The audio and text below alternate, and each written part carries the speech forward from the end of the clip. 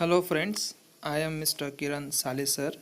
Today we are going to learn means discuss unit number 4, a wonderful creation. Students, before that you are going to see some difficult words on your screen.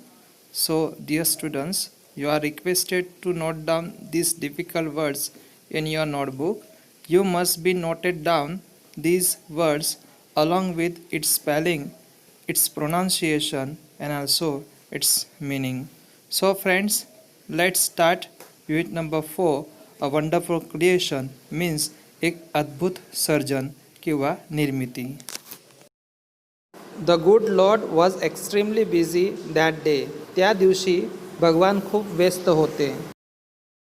He was into his 6th day of overtime. जास्तीचा कामाचा त्यांच्यासाठी आज 6वा दिवस होता.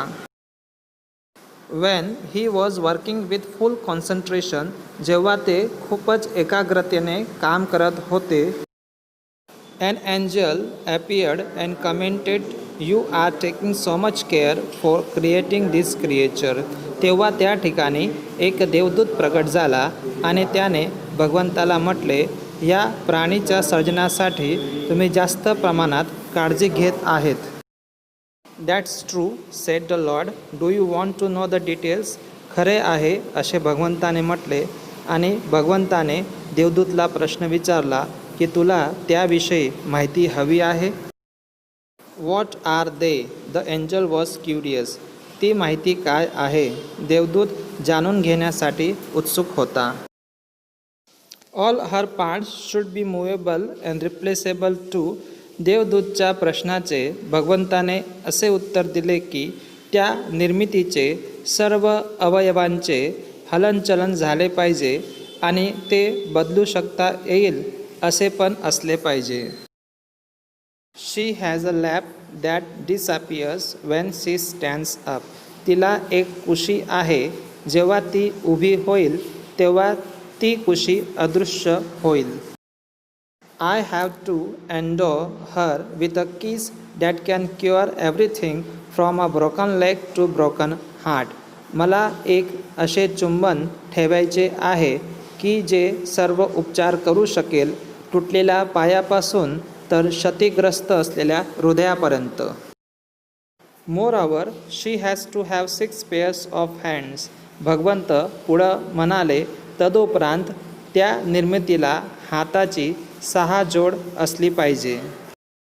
She must be able to run on any food available and should have 3 pairs of eyes. भगवंत त्या निर्मितीविषयी म्हणाले की तिला कोणताही आहार उपलब्ध असेल तर ती भागवू शकेलच आणि तिला 3 जोड डोळे असले पाहिजे. The angel shook his head slowly and said, देवदूतने हळूवार त्याचे डोकं हलविलं आणि म्हणाला, A mighty impossible task, I suppose. 6 pairs of hands. No way. मला असे वाटते की हे कार्य अशक्य आहे. 6 जोड हात असंभव. No, these hands are not a problem for me.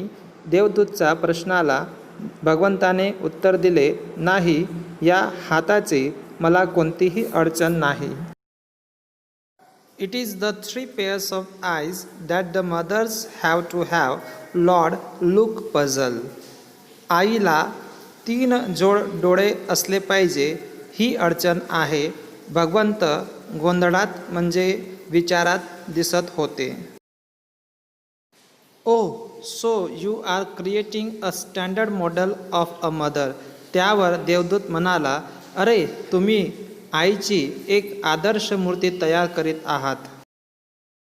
But 3 pairs of eyes, what for?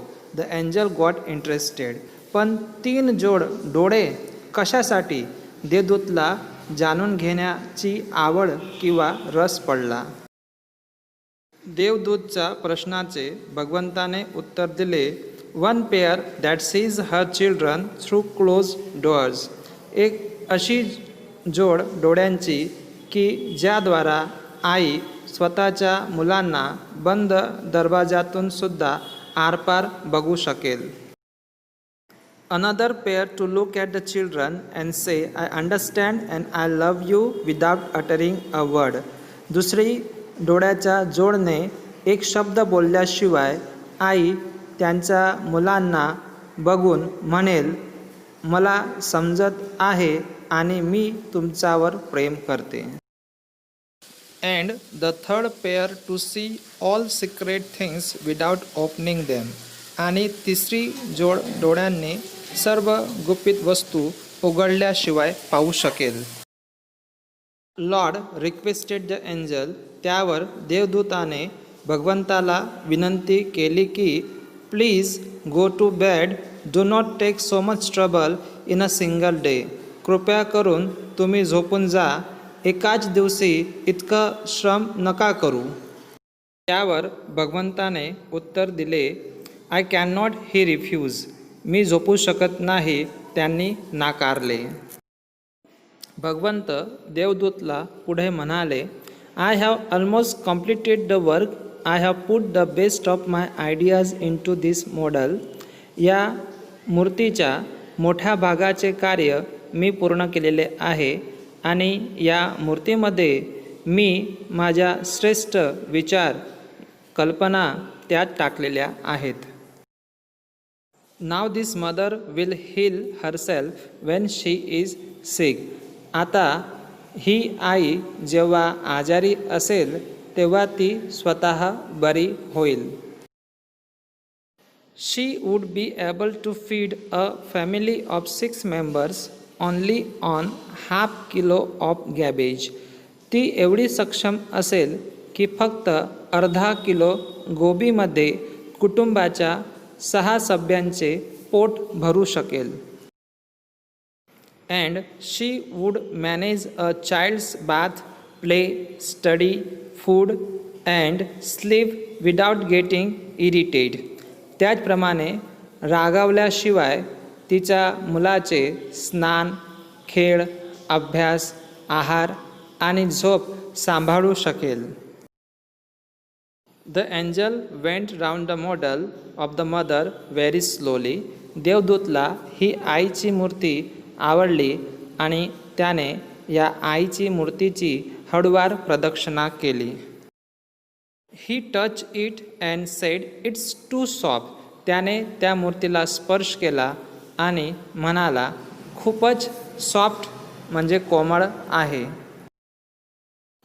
But very tough, said lord excited. परंतु मजबूत मन असणारी आहे, भगवंताने उत्साहपूर्वक सांगितले. You can not imagine what this mother can do and endure. ही आई काय करू शकते आणि किती सहन करू शकते त्याची तू कल्पनासुद्धा करू शकत नाही. त्यावर देवदूतने प्रश्न केला, कॅन इट थिंक. ती विचार करू शकते. त्यावर भगवंताने उत्तर दिले, not only can she think but can reason and compromise too, said the lord. फक्त विचारच करू शकत नाही, परंतु बुद्धिपूर्वक विचार करून समाधानसुद्धा करू शकते. The angel was impress. देवदूत प्रभावित झाला. He went closer to the model and move his finger across the cheek. तो त्या मूर्तीचा जवळ गेला आणि त्याने त्या मूर्तीचा गालावर बोटं फिरविली. Oh lord, her eyes are leaking. देवदूत आचार्याने म्हणाले, हे भगवंता, तिच्या डोळ्यातून पाणी म्हणजे तिचे डोळे गळत आहे. How did this happen. It must be a tear. त्यावर भगवंत म्हणाले, हे कसे घडले. हे तर अश्रू असले पाहिजे. I have not put it there. It is a miracle. The lord exclaim. मी तर हे अश्रू या मूर्तीत टाकलेले नाही, हा तर चमत्कार आहे, भगवंत आचार्याने म्हणाले. But what is a tear for my lord. त्यावर देवदूतने भगवंताला प्रश्न विचारला की हे अश्रू कशासाठी. It is something unique. Maybe it is for pain, joy, disappointment, pride, loneliness. The lord explain. हे अश्रू काही विशिष्ट आहे. संभव आहे की हे अश्रू वेदना, हर्ष, गर्व, निराशा किंवा एकटेपणासाठी असू शकतात, असे भगवंताने स्पष्ट केले. हे ऐकून शेवटी देवदूतने म्हटले, व्हॉट अ वंडरफुल क्रिएशन, किती अद्भुत surgeon. Students, we have completed the unit A Wonderful Creation here. You have been given a homework. या ठिकाणी तुम्हाला होमवर्क देण्यात आलेला आहे. त्यातील काही प्रश्नांची उत्तरे लिहून दिलेली आहेत. तर मित्रांनो, ती उत्तरे तुम्ही तुमच्या नोटबुकमध्ये लिहावी. त्याचप्रमाणे तुम्हाला ग्रामरचा होमवर्कसुद्धा देण्यात येत आहे. या ग्रामरचे टॉपिक आहे ॲक्टिव्ह अँड पॅसिव्ह वॉइस, कर्तरी आणि कर्मणी प्रयोग. मित्रांनो, हा टॉपिक लगत video mister Rajmal Patil sir यांनी इंग्लिश ग्रामर RL पाटील या नावाने आपल्या यूट्यूब चॅनलला 1 महिन्याआधी शेअर केलेला होता.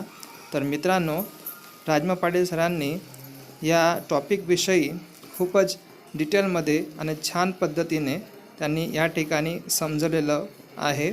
तर मित्रांनो, हा व्हिडिओ की जो राजमल पाटील सरांनी आपल्याला शेअर केलेला होता, त्याचा उपयोग तुम्ही ॲक्टिव्ह आणि पॅसिव्ह वॉइस, कर्तरी आणि कर्मणी प्रयोग याचे वाक्य कसे सोडवावे त्यासाठी तुम्ही त्या व्हिडिओचा उपयोग करू शकतात. धन्यवाद. थँक्यू.